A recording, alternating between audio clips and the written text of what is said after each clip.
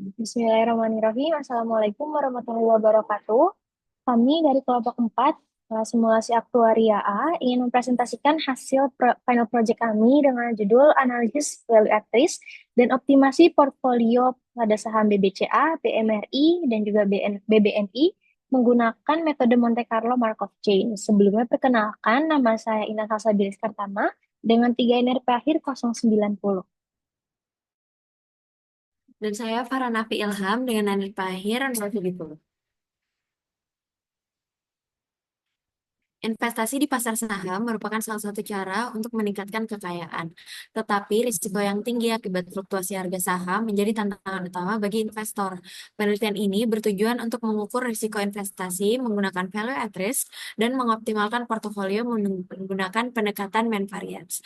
Saham Bank Mandiri, Bank Sentral Asia, dan Bank Negara Indonesia dipilih sebagai objek analisis karena perannya yang signifikan dalam sektor perbankan Indonesia.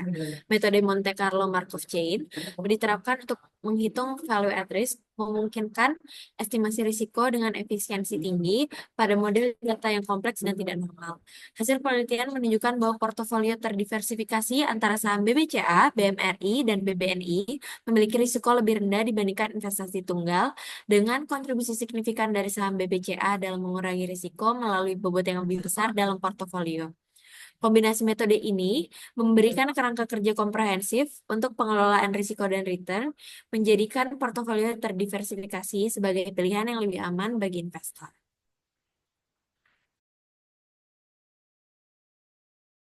Untuk data penelitian yang digunakan, pada penelitian ini digunakan data historis saham dari 3 bank ternama di Indonesia, yaitu Bank BCA, Bank Mandiri, dan Bank BNI.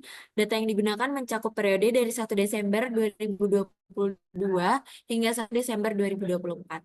Untuk variabel penelitian yang kita fokuskan di penelitian ini, yaitu di variabel harga close, yang merupakan harga penutupan saham di setiap harinya yang dijadikan acuan dalam penelitian ini.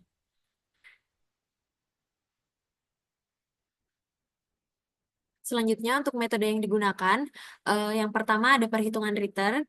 Return sendiri mengacu pada tingkat keuntungan yang diperoleh dari suatu investasi. Berikut adalah rumusnya.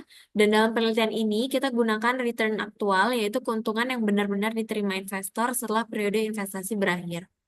Selanjutnya ada generalized Pareto distribution, yang merupakan distribusi probabilitas yang digunakan untuk memodelkan data ekstrim, terutama dalam analisis risiko dan statistik.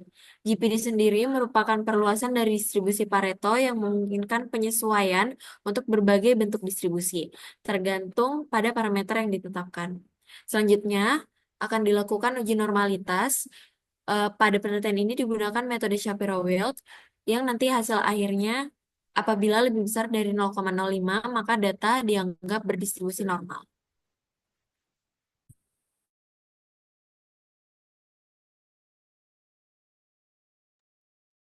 Selanjutnya ada Gibbs sampling, di mana inilah teknik simulasi yang digunakan untuk membangkitkan variabel acak dari distribusi probabilitas multivariat dengan menggunakan distribusi bersyarat.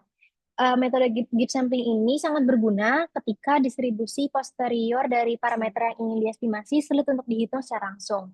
Dan dalam Gibbs sampling ini, satu variabel diperbarui pada satu waktu berdasarkan distribusi bersyaratnya, sambil menjaga nilai variabel lainnya tetap konstan. Untuk langkah algoritma sendiri, yang pertama itu kita temukan dulu nilai awalnya atau nilai X0-nya. Dan untuk T sama dengan 1 sampai T, nilai X1 sampai XP-nya akan diperbarui dengan berdasarkan distribusi bersyarat tersebut. Lalu ada rantai Markov, di mana rantai Markov ini adalah suatu model matematis yang menggambarkan sistem yang berpindah dari satu keadaan ke keadaan lain dalam suatu ruang keadaan. Proses ini memiliki sifat Markov yang berarti bahwa probabilitas berpindah ke keadaan berikutnya hanya bergantung pada keadaan saat ini dan tidak bergantung pada sejarah sebelumnya. Atau dengan kata lain, masa depan sistem hanya dipengaruhi oleh kondisi saat ini dan bukan oleh bagaimana kondisi tersebut dicapai. Untuk rumusnya seperti pada layar. Lalu juga ada metode Monte Carlo yang dimana inilah suatu teknik statistik yang digunakan untuk sampling dari distribusi probabilitas dengan membangun rantai Markov yang memiliki distribusi target sebagai distribusi keseimbangannya.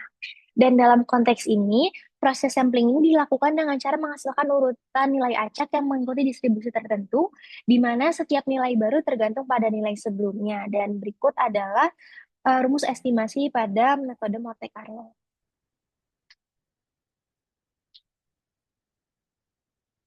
Selanjutnya ada optimasi mean variance yang merupakan kerangka kerja yang dikembangkan oleh Harry Markowitz pada tahun 1952 untuk membantu investor dalam memilih portofolio optimal yang mengoptimalkan return dengan mempertimbangkan resikonya.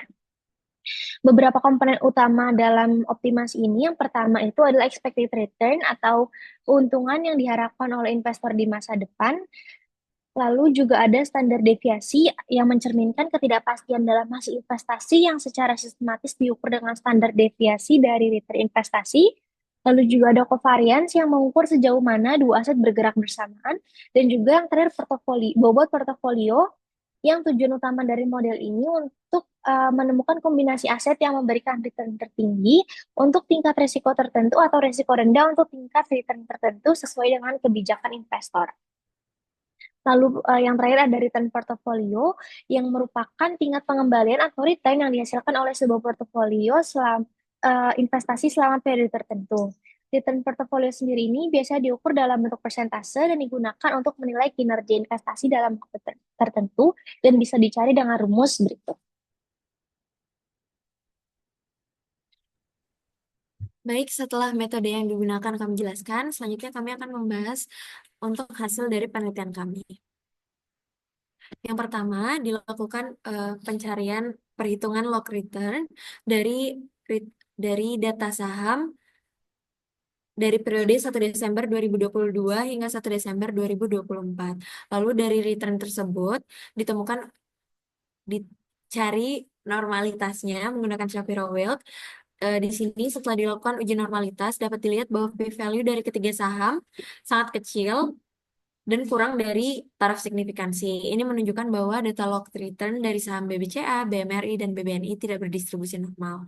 Selanjutnya dilakukan permodelan Bayesian dengan metode MCMC yang diinisialisasi dengan distribusi prior pada parameter rata-rata dan standar deviasi, yaitu dengan distribusi normal, mean 0 dan standar deviasi 0,001, dan distribusi uniform dengan mean 1 dan mean 0 dan standar deviasi 1.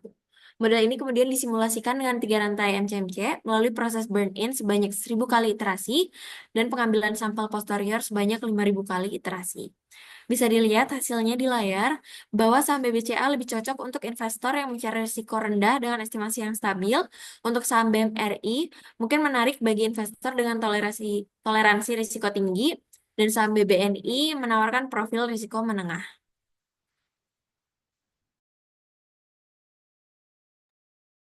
Setelah ditemukan mean value at risk untuk masing-masing saham, selanjutnya akan kita buat portofolio optimal, di mana langkah awal ini kita buat portofolio terlebih dahulu dengan metode mean variance dengan menghitung rata-rata return dan juga matriks covariance dari return masing-masing aset dalam portofolio.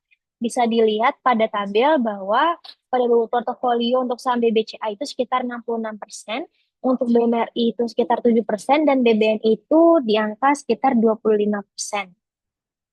Dan dari hasil tersebut dapat diambil kesimpulan bahwa untuk meminimalkan risiko portfolio, investasi terbaik adalah dengan memberikan bobot terbesar pada saham BBCA yang diikuti oleh BBNI dan bobot terkecilnya itu pada saham BMRI. Dan ini juga mencerminkan bahwa BBCA ini memiliki kontribusi terbesar dalam mengurangi volatilitas portofolio, sedangkan BMRI memiliki kontribusi yang lebih kecil. Dan dari pembobotan portofolio ini juga bisa kita cari return portofolio optimalnya. Dan untuk mendapatkan hasil yang lebih akurat, dilakukan juga analisis value at risk dengan pendekatan Bayesian dengan menggunakan metode MCMC untuk portofolio optimal yang telah dibuat tadi. Untuk langkah-langkah sama seperti sebelumnya, diinisialisasi dengan distribusi prior pada parameter rata-rata dan juga standar deviasi. Lalu model disimulasikan dengan 3 rantai MCMC melalui proses burn-in sebanyak 1000 kali iterasi dan pengambilan sampel posterior sebanyak 5000 iterasi. Sehingga didapatkan mean variance untuk portofolio optimal dengan tingkat kepercayaan 90%, 95%, dan juga 99% seperti pada tabel. Hasilnya pada tingkat kepercayaan 99%, estimasi rata-rata bioelectricity ini sebesar 4,25%, yang menunjukkan kemungkinan kerugian tidak melebihi angka tersebut dengan variable intervalnya itu dari di angka 4,12 sampai 4,39%.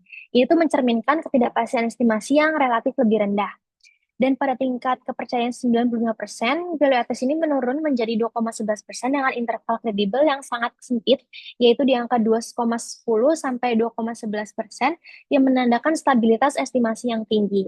Dan pada tingkat kepercayaan 90%, rata-rata value atas ini lebih rendah, yaitu 1,19%, dengan kredibel intervalnya pada di angka 13 sampai 1,25%, jadi sedikit lebih lebar yang menunjukkan sedikit peningkatan ketidakpastian. Hal ini juga mengindikasikan bahwa value at risk meningkat pada tingkat kepercayaan yang lebih tinggi, yang menggambarkan potensi kerugian maksimum pada skenario resiko yang lebih ekstrim. Sementara pada estimasi tingkat kepercayaan yang lebih rendah mencerminkan kerugian yang lebih kecil tetapi lebih mungkin terjadi. Di sini juga ada contoh investasi. Kita misalkan investor ingin menginvestasikan total 100 juta rupiah, maka didapatkan hasil kerugian atau resiko yang ditanggung itu sesuai pada tabel dengan perbandingan itu investasi di masing-masing saham dan juga investasi di portofolio optimal dengan pembobotan yang sudah ditentukan tadi.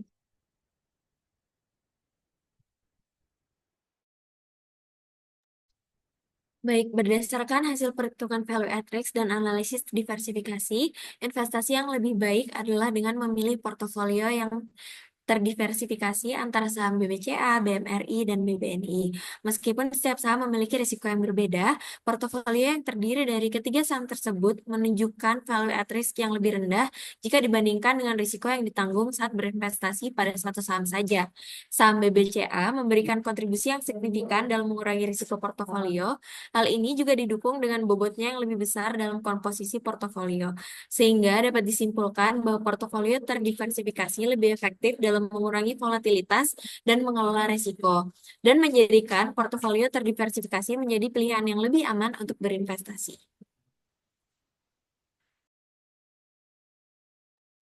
Sekian presentasi final project kami. Kurang lebihnya kami mohon maaf. Terima kasih. Wassalamualaikum warahmatullahi wabarakatuh.